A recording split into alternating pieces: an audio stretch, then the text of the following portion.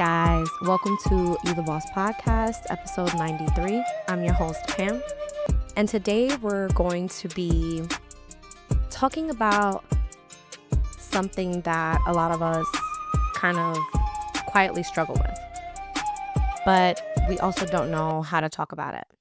And that's going to be learning to trust yourself again.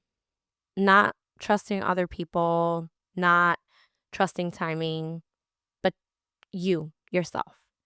If we're being honest, one of the hardest things to rebuild isn't a relationship with someone else. It's the relationship that you have with yourself. At some point, something shifted. There was a silent break in the trust. Maybe you said that you were going to start something and you didn't. Maybe you stayed in something a little bit longer than you know that you should have. Maybe you ignored your gut again for the millionth time. Or maybe you made promises to yourself that you didn't keep. And over time, without realizing it, you stopped believing. Not in a dramatic way, not in a very loud or obvious way, but in the small moments. You said things like, I'll start Monday. I'll wake up early tomorrow. I'm not going back to that situation or to that friendship or to that relationship or in the pattern at that job. I deserve better. And then you didn't follow through. And slowly your inner voice started to sound like less like the truth and more just like noise. Like you stopped believing, like, yeah. Your inner voice is like, sure. And I think it's important to talk about this topic. The reason that you don't trust yourself right now, it doesn't mean that you're weak. It means that there's been a pattern. And we need to normalize that. We need to normalize talking about that pattern. Self-trust is built the same way that you trust anyone else. Consistency, honesty, follow through. So when you break promises to yourself, you ignore your intuition, you choose comfort over alignment, you choose keeping the quote unquote peace over speaking up, or you abandon yourself in those hard moments, your brain pays attention. Your brain takes note. And it says, why should I believe you this time? And that's not self-sabotage. That's your mind trying to protect you from disappointment. There is a cost to this broken trust. When you don't trust yourself, everything is harder. You overthink simple decisions. You look outside of yourself for validation. You second guess your instincts. You hesitate when it's time to move. And the real cost is that you stop fully showing up in your life. Because deep down, there's a voice that keeps getting validated because of this lack of trust that's saying, what's the point? You won't stick to it anyway. You're not going to show up anyway. Everything is always harder for you. And that voice is not the truth. If you take anything from this episode, let it be that. That little negative voice in your head, that's not the truth. It's just evidence of your past. It's being replayed into your future. So I'm going to say kind of ignore that voice because it's not the truth. We want to talk a little bit about rebuilding that trust, for real this time. Not just to motivate you, not just to accomplish some goal, not to just, get through and finally make that breakthrough and get that thing at work. It's for the real stuff. And today I'm going to give you some pointers and we're going to talk about some tools. But with this episode, you're going to put them into action. Because future you, that's what future you does. So let's get into it. That work that we're doing, that we're rebuilding the trust, it's not just for hype. It's for proof. You're giving yourself proof that you can. So number one, start making smaller promises. One of the biggest mistakes that people make is they go too big too fast. And they stand behind the I'm just the type of person that goes all in. But you're setting yourself up for failure that way. You can't change your whole life by tomorrow morning at 7 a.m. If it was that simple, everyone would do it, and everyone doesn't do it because it's not that simple. You're going all in this time. It's just not that. You cause burnout that way. Instead, why don't you try making promises that are so small that you can't break them? I'll go on a 10-minute walk. What's really 10 minutes?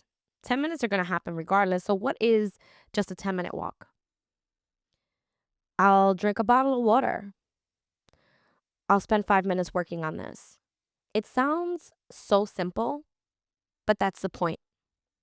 You're not trying to impress yourself. You're trying to rebuild credibility. You're trying to rebuild that trust. Number 2, keep the promises even when it's inconvenient. Self-trust is not built when it's easy. It's built in moments when you don't feel like it, but you do it anyway. Every time you follow through, you send a message. I do what I say I'm going to do, and your brain starts to believe you again. Number 3, this one is big. Stop ignoring your intuition. Not in a woo-woo way, not in a woman's intuition doesn't exist. I know some of you that listen to this podcast may actually believe that. Science backs that intuition is real. So stop ignoring it. Think about the last time that you had a gut feeling and you didn't listen. Now think about how it turned out. Yeah, your intuition isn't broken. It's just been overridden. You have to start small here too, though. If something feels off, just pause. Sometimes it being off isn't that something's wrong. It's that something's new. If something feels right, lean into it. If you need to take time, take it. You don't need to have all the answers all the time. You just need to start listening again. Number 4, forgive yourself, but don't let yourself off the hook. This is kind of where people get a little bit confused. You say, well, I'm being graceful to myself. I'm being nice to myself. But you're also letting yourself off the hook. It's like, oh, it's fine. It's okay. It's okay that you messed up, for the millionth time today. No. The best apology to yourself is corrected behavior. So that's where you start to build that balance in your life. You're not going to rebuild yourself or rebuild that trust by beating yourself up, but you also don't rebuild yourself or that trust by constantly making excuses and taking them, making excuses for yourself. You can say, I understand why I did that, but I'm going to choose differently now. Growth requires both compassion and accountability. Number 5, become someone that you can rely on. Ask yourself this. If I were someone else, would I trust me? Not based on your intentions, but based on your actions. And if the answer is no, that's okay. Because today can be the day that starts to change that. It's not perfect, it's consistent. I want to give you a look into what it feels like when the trust comes back, when that self-trust is rebuilt. When you start trusting yourself again, those things shift. You move faster. You're not second guessing as much. You stop needing everyone else's opinion. You don't need to ask 7 people about an opinion about something. You can just kind of stick to yourself and say, you know what, I trust me. I know I'm doing the right thing. You feel grounded, even when the chaos of regular day-to-day life is not grounded. And most importantly, you start to feel safe with yourself again. That kind of confidence, it doesn't come from motivation. It comes from evidence. It comes from validating yourself and knowing that you know that you do what you say. You know how to show up in situations because you're listening to your intuition. You're taking a moment, pause if you need to. You are not reactive. You know what you're doing when it comes to the day-to-day of trusting yourself and allowing yourself to lead in any situation that you need to handle. I've come up with a little bit of a list to kind of help you get started, to kickstart this rebuilding of self-trust. Number 1, the one promise method. Instead of trying to overhaul your life, like we talked about, your entire life by tomorrow morning at 7, choose one small promise to keep every day. An example of that is maybe you're making your bed. Maybe you're going on a 10-minute walk. Maybe you're journaling for 5 minutes. You're drinking your water before coffee. You're reading 2 pages of a book. You're reading for 10 minutes. You are, instead of scrolling mindlessly, you have a book in the bathroom so that couple minutes that you're in the bathroom, you could read a page. The goal is not productivity. I just want to be very clear with that. This isn't a productivity always kind of podcast. It's just proven to yourself that you follow through. Small consistency rebuilds the identity faster than you having huge bursts of motivation. Number 2, self-trust journaling. At the end of each day, write down one promise you kept, one moment that you listened to yourself, one thing that you handled better today than the old version of you would have. This trains your brain to look for evidence of growth instead of evidence of failure. A lot of people can only replay mistakes. Self-trust grows when you start tracking your wins too. Number 3, the pause before yes rule.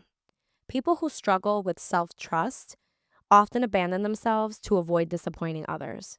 Before saying yes to anything, pause and think, do I want to do this? Am I saying yes out of guilt? Will this create resentment later? Learning to honor your own needs rebuilds inner safety and confidence. Number 4, keep a proof list. This one is kind of like fun for me because we so often are so quick to remember the ways that we fail, remember the things that went wrong, that we don't look at the proof in the things that are going good and the things that are moving forward. So create a note in your phone called Proof I Can Trust Myself. Add moments like maybe the times that you got through hard things, goals you accomplished, boundaries that you held, maybe a hard conversation that you had to have that went better and you were glad that you had the hard conversation, habits that you stayed consistent with, decisions that worked out. On hard days, your brain will try to convince you that you've never been capable. This list becomes evidence against that narrative. Number 5, reconnect with your intuition.